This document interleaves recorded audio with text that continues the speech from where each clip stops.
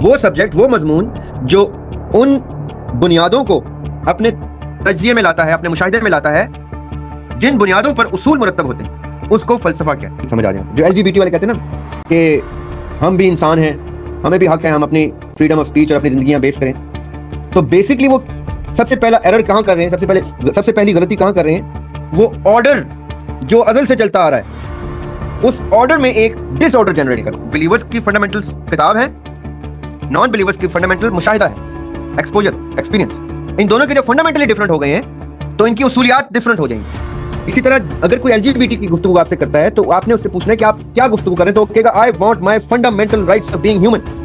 अहले बैत हमेशा, आपने जब भी अहले बैत की हिस्ट्री पढ़नी है, अहले बैत जब भी किसी डिस्कशन में इन्वॉल्व होते थे, जितने भी इमाम हैं अहले बैत के, चाहे वो इमाम बाकिर अलैहिस्सलाम हो या इनसे पीछे मौला अली अलैहिस्सलाम, ये वो लोग थे जो इल्मी बहस करते थे। बट पूरी फैमिली का खासा क्या था कि उसके बाद जब क्रिश्चियन आता था तो ये न्यू टेस्टामेंट से उससे गुफ्तगू करते थे, जब जूइश आता था तो ओल्ड टेस्टामेंट से करते थे, हिंदू आता था तो गीता से करते थे, सिख आता था ग्रंथ से करते थे। और आप जो बाल बच्चेदार लोग इस एरिया में, इस क्लास में बैठे हुए हैं, उनके ऊपर तो वाजिब है कि वो तमाम उलूम की रसाई करें, क्योंकि उनके बच्चे कल उनसे सवाल करें तो आपके पास उन सवालों की ओरिजिनेशन जहां से फंडामेंटल डिराइव हो रहे हैं उसका आपके पास नॉलेज हो।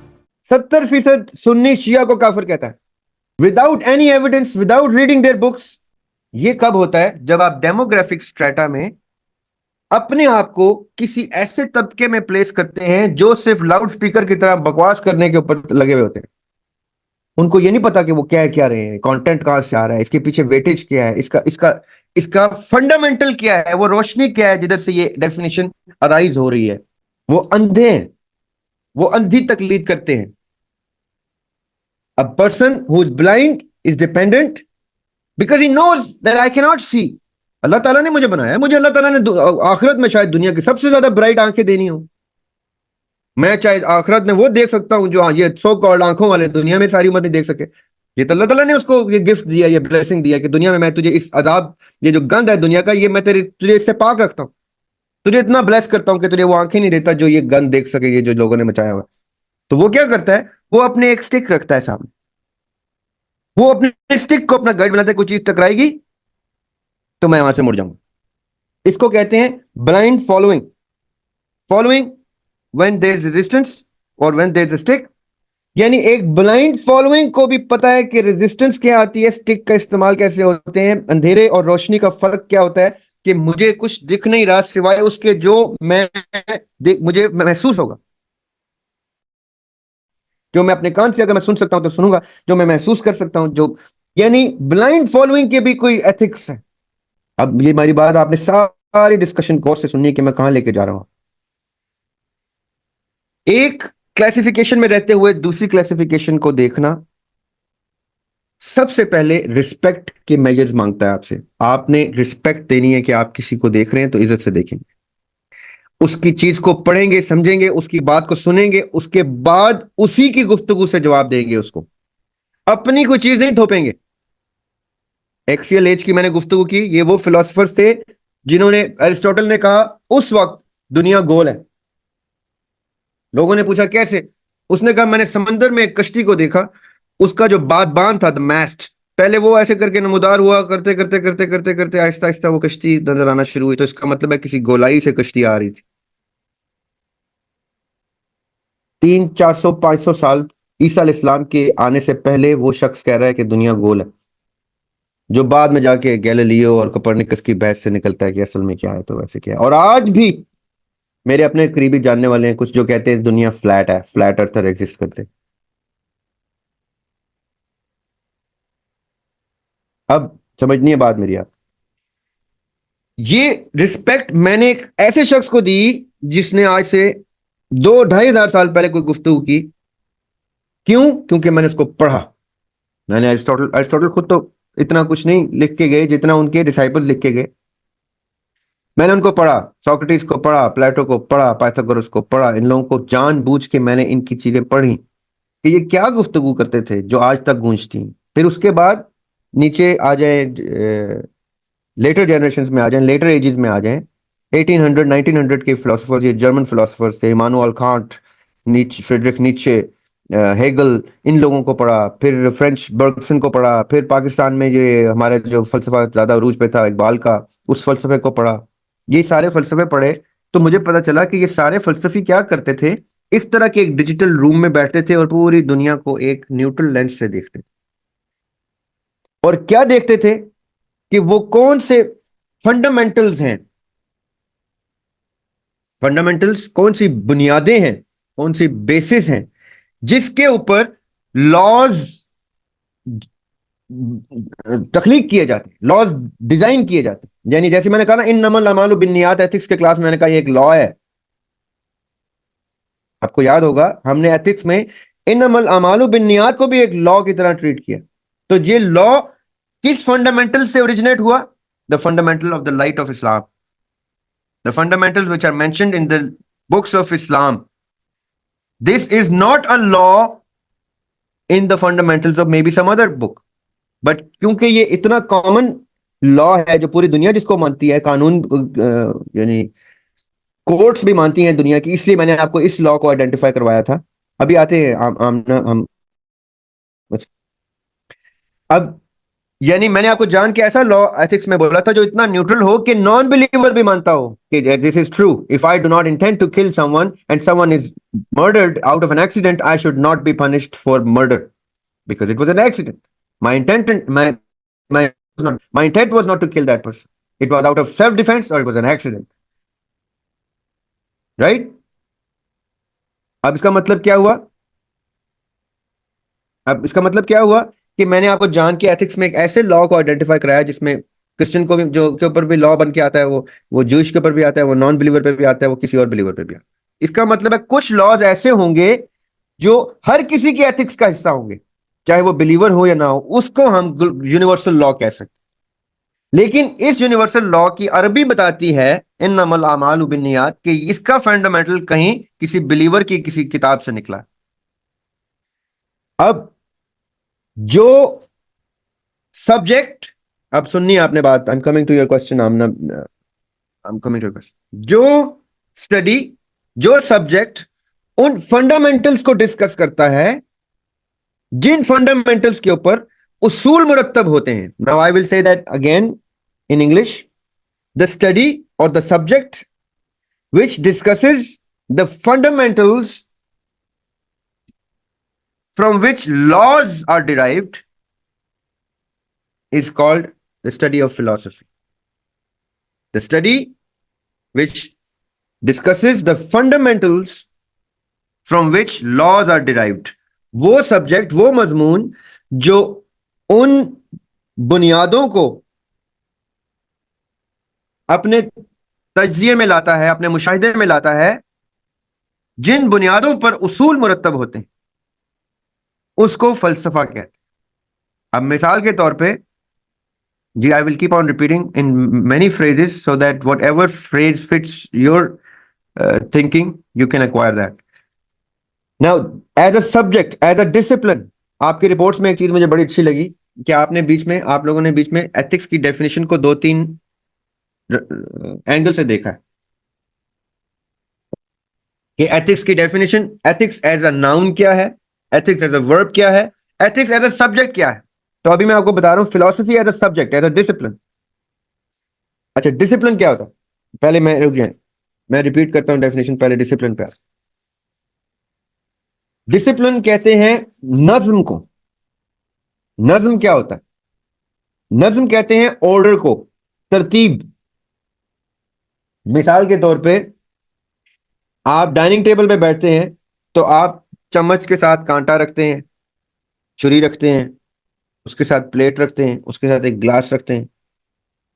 तो आपकी बेसिक ऑर्डर की एस्थेटिक्स बताती हैं कि ऐसे प्लेट होगी, उसके साथ चम्मच, कांटा और छुरी होगी, a spoon, a fork and a knife, a glass for water or any other drink that you want to have with your food, and then you would start to put food into your plate.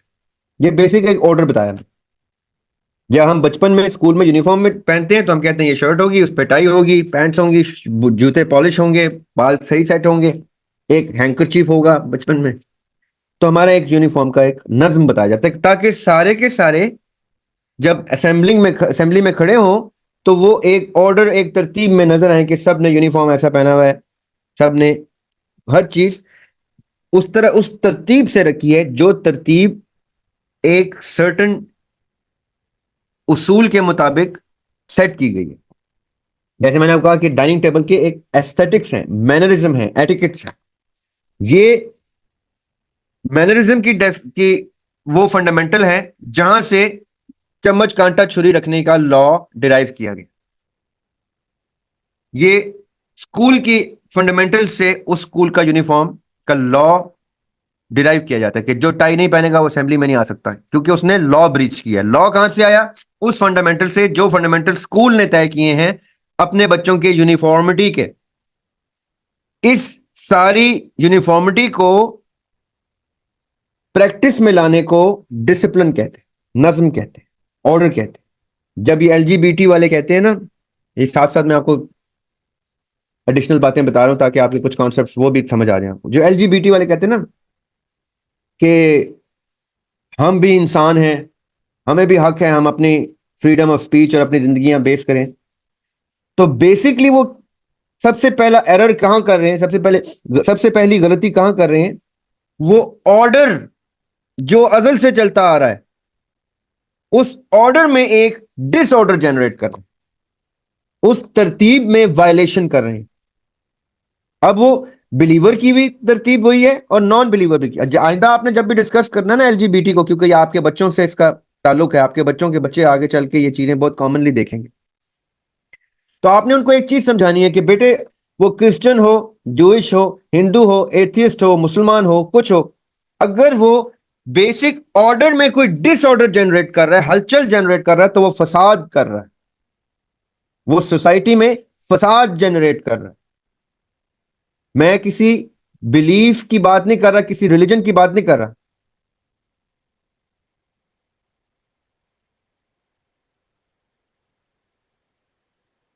नहीं बेटे, fundamentals का मतलब है basis.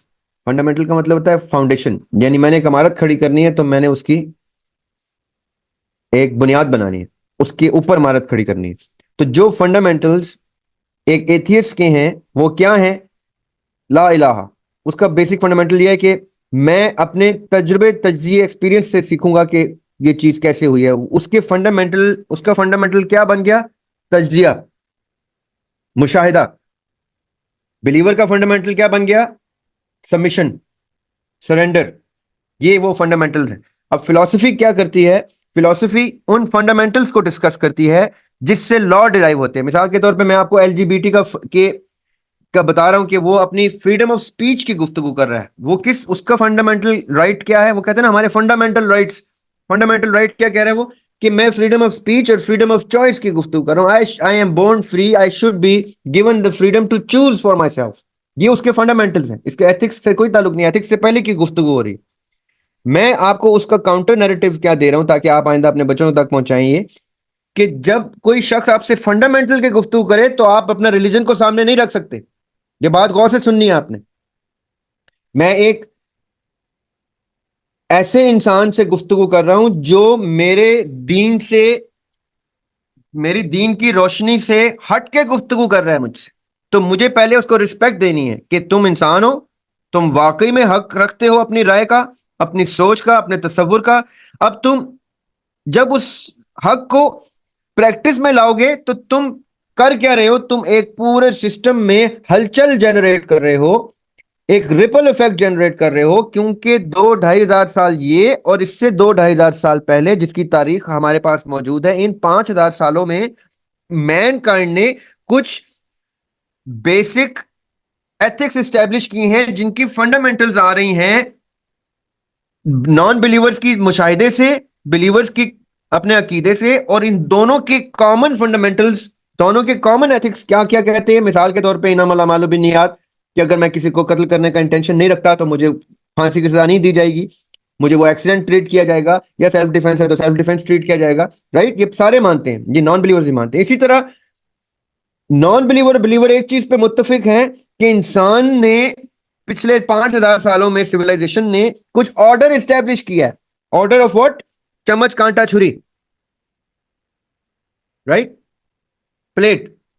कुछ etiquettes, ethics, mannerism, orders, discipline recognise किए हैं दुनिया ने कलेक्टिवली, जिसको यूनिवर्सली अक्लेम्ड कहा जाता है, जो पूरी दुनिया मानती है। उसके मुताबिक आपका जो फंडामेंटल राइट आप जो मांग रहे हैं एलजीबीटी वाले, आपका राइट हम अगर आपको देते हैं, आप अगर राइट टू चूज लेना चाहते हैं अपने पास, तो आप जो फसाद जनरेट करेंगे, जो डिसऑर्डर जनरेट करेंगे, उस डिसऑर्डर का इंपैक्ट कितनी जनरेशंस में और प्रेजेंट में कैसे आएगा, अभी हम पास्ट प्रेजेंट फ्यूचर को भी डिस्कस करते हैं, रुक जाइए मेरे साथ चलिएगा। तो आपने ये देखना है कि जो फंडामेंटल्स की गुफ्तगू करेगा उससे आप फंडामेंटली डिस्कस करेंगे। ये किसने सवाल किया था एक तो शुमाइला से पहले, ये अंबर। अच्छा अंबर, आपने समझनी बात, फंडामेंटल वो बुनियाद है जिसके ऊपर अमारत खड़ी होती है। अमारत नहीं डिस्कस कर रहे हैं हम, एथिक्स एक अमारत है जिस जो एक फंडामेंटल बेसिस के ऊपर खड़ी होती है। बिलीवर्स की फंडामेंटल किताब है, नॉन बिलीवर्स की फंडामेंटल मुशाहिदा है, एक्सपोजर, एक्सपीरियंस। इन दोनों के जब फंडामेंटली डिफरेंट हो गए हैं तो इनकी उसूलियात डिफरेंट हो जाएंगी। इसी तरह अगर कोई एलजीबीटी की गुफ्तगू आपसे करता है तो आपने उससे पूछना है कि आप क्या गुफ्तगू कर रहे हैं, तो वो कहेगा I want my fundamental rights of being human. उधर मैं उसे कहता हूं तुम बिल्कुल ठीक बात कर रहे हो, तुम ह्यूमन हो, तुम्हारे फंडामेंटल राइट्स, लेकिन तुम्हारे फंडामेंटल राइट्स पाकिस्तान में मुरत्तब होते हैं कुरान की रोशनी में। वो कहते हैं कि जी पहला आइन का की शिक क्या है कि हाकमियत सिर्फ अल्लाह सुब्हानहू व तआला की है। जैसे आपने पाकिस्तान के आइन की जिसके ऊपर कानून मुरत्तब होते हैं उसकी पहली चीज पढ़ ली कि हाकमियत सिर्फ अल्लाह ताला की, तो पाकिस्तान छोड़ दें आप एलजीबीटी वाले, क्योंकि यहां पे फंडामेंटल कुरान की रोशनी में आ रहे हैं, इसलिए यहां पे आपको लोग कत्ल कर देंगे, तंग करेंगे। अब आप किसी और मुल्क में आ जाए, उस मुल्क में जाते हैं तो कहते हैं यहां तो चर्च के उसूलों पे, फिर आप ये मुल्क में तर्क कर दें, फलां जगह यहां तो जी गीता की बेस पे, फलां जगह वहां फलां जगह, कहीं कहीं पहुंचते पहुंचते वो किसी ऐसे सेक्युलर स्टेट में आते हैं।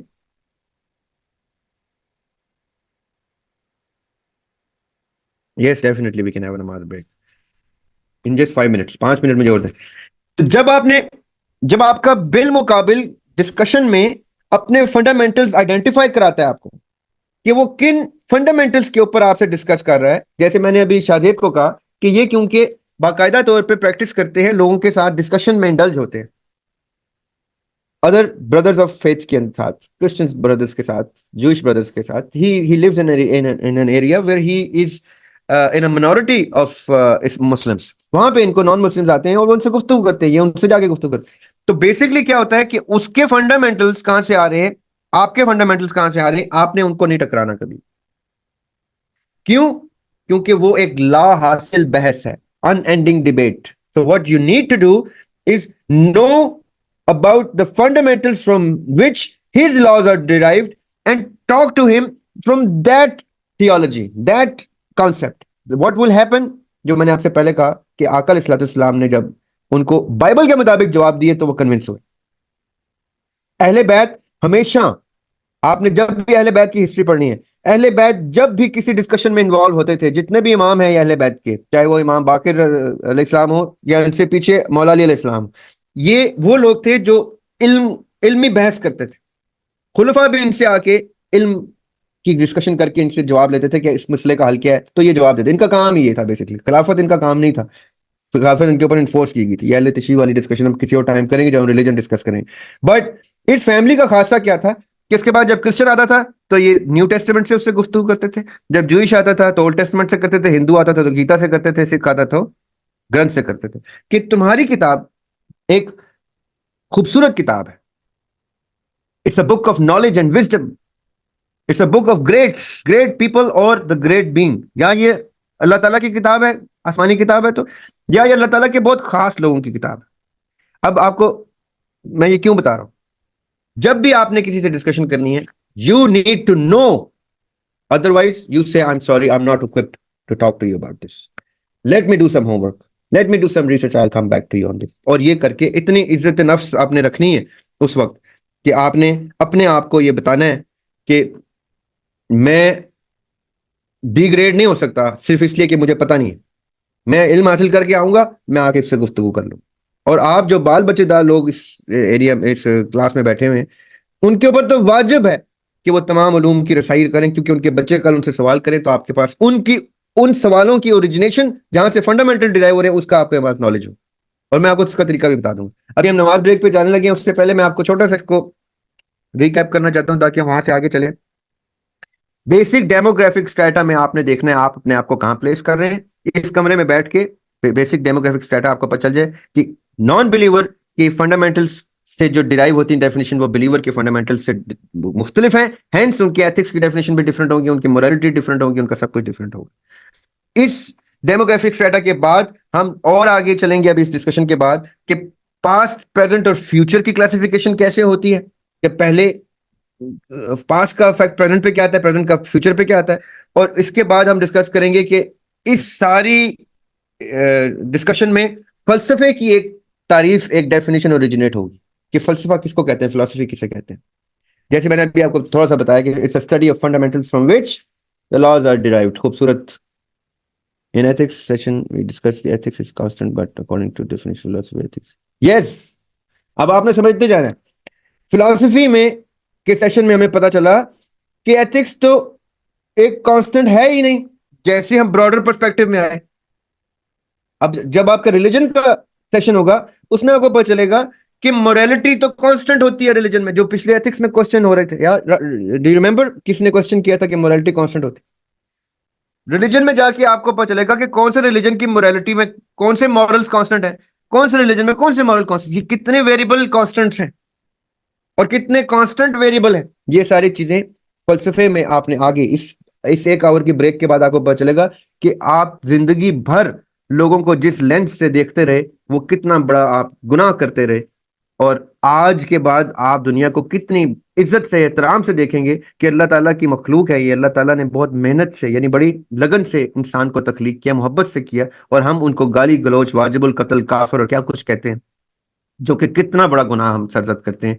ये इस ब्रेक के बाद, नमाज की ब्रेक के बाद हम यहाँ से कंटिन्यू करेंगे और आपको फलसफे की ब्रॉडर पर्सपेक्टिव बताएंगे कि फलसफा कितनी खतरनाक चीज है जो हमारे पर वाजिब है। और मैंने ऐसे तक मुसलमानों से मेरा इंटरेक्शन रहा है जो कहते हैं तुम फलसफों की गुफ्तगू करते हो, फलसफे की तो इस्लाम में गुंजाइश नहीं। तो मैं कहता था अच्छा सब्र कर जाओ, हम जब अपना वो करेंगे, वसीला एक्टिवेट करेंगे, तो आपको समझ आएगी कि फलसफा कितनी खूबसूरत चीज है। कुरान पाक और इस्लाम ही तो फलसफा हयात है।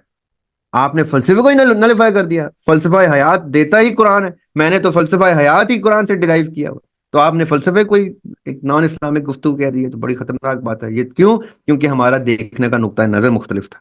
सो after namaz break we will come and expand on this topic. It is the most important session of वसीला जो फलसफे का होगा। क्यों? क्योंकि इसके बाद रिलीजन को प्लेस करने का मकसद ही ये है कि इसके बाद जब हम रिलीजन के सेशन में आएंगे तो हमारे दिमाग चौंक जाएंगे, हम हैरान हो जाएंगे कि एथिक्स के बाद फिलोसफी के बाद रिलीजन और उसके बाद मिस्टिसिज्म और आर्ट्स आपकी जिंदगियों के ये जो सफर है ना, ये आपकी जिंदगी चेंज कर देगा। उसके बाद आप अपने नेबर से लेके अपने इसराइली सोल्जर को भी आप किस खूबसूरत निगाह से देखेंगे। आप कहेंगे ये रयाब हाशमी ने क्या किया हमारे साथ। Stay with us, let's meet after namaz break. Allah ताला खुश रखें, बात रखें। कीप योर क्वेश्चंस नोटेड, हम सेशन के बाद क्वेश्चन आंसर भी कर लेंगे। अंटिल देन अल्लाह हाफिज, थैंक यू।